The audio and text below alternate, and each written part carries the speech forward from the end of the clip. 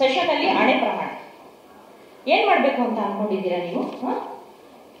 ನಾನು ನಿಮ್ಗೆ ಮೂರು ಸತಿ ಕರೆದಿದ್ದೀನಿ. ಇವತ್ತು 3ನೇ ಸತಿ ಕರೆದಿದ್ದು. ಅವತ್ತು ನಾನು ಇದಕ್ಕೆ ಬಂದೆ, ಚುಂಚನಗಿರಿಗೆ ಬಂದೆ, ಪ್ರಮಾಣ ಮಾಡು ಬಾ ರತ್ನ ಅಂತ. ತಪ್ಪಿಸ್ಕೊಂಡೆ. ಇಡೀ ದಿನ ನಾನು ವೇಟ್ ಮಾಡಿದೆ. ಅವರೇ ಕರೆದಿದ್ದು, ಬರ್ಲಿಲ್ಲ. 2ನೇದು ಶಿವರಾತ್ರಿ ಹಬ್ಬದ ದಿವಸ ನಾನು ಬಂದಲ್ಲಿ ವೇಟ್ ಮಾಡ್ತಿದ್ದೆ ನಿಮಗೋಸ್ಕರ. ಬಾ ಆಯ್ತು, ನಿಮ್ಮ ಮೊಮ್ಮಕ್ಕಳನ್ನ ಕರ್ಕೊಂಡ್ ಬಾ, ಶಿವನ್ ಮುಂದೆ ಆಣೆ ಪ್ರಮಾಣ ಮಾಡೋಣ ಅಂತ ಅಂದ್ಬಿಟ್ಟು. ನಾನು ಮೈ ಕೊಟ್ಟಿಲ್ಲ ನೀನು ಅಂತ ಪ್ರಮಾಣ ಮಾಡು ಬಾ ಅಂತ ಕರೆದೆ, ನೀನ್ ಬರ್ಲಿಲ್ಲ. ಇವತ್ತು ಬಂದಿದ್ದೀನಿ. ಸೆಷನ್ ಒಳಗೆ ಬಿಡಲ್ಲ ನನ್ನನ್ನ. ಆ ಧೈರ್ಯದ ಮೇಲೆ ನೀನು ಅವಳು ಇವಳು ಅಂತ ಬಾಯಿಗೆ ಬಂದಂಗೆ ಮಾತಾಡ್ತೀಯ ಅಲ್ಲೋ ಅಂತ. ನೀನ್ ಯಾಕೆ ಒಳಗಡೆ ನೀನು ಅವಳು ಇವಳು ಅಂತ ಮಾತಾಡ್ತೀಯ, ಆಚೆ ಕಡೆ ಬಂದು ಕ್ಯಾಮ್ರಾ ಮುಂದೆ ನಿಂತಿದ ತಕ್ಷಣ ಏನಂತ ಮಾತಾಡ್ತೀಯ ನೀನು? ಹೆಣ್ಮಗಳು ಅಂತ ನೀನ್ ಬಾಯಿನಲ್ಲಿ ಬಂದ್ಬಿಡುತ್ತೆ. ಏನ್ ಅನ್ಕೊಂಡಿದ್ಯಾ ನೀನು? ಡಿ ಕೆ ಶಿವಕುಮಾರ್ ಮೇಲೆ ಅತ್ಯಾಚಾರ ಮಾಡಿದ್ಯಾ ನೀನು?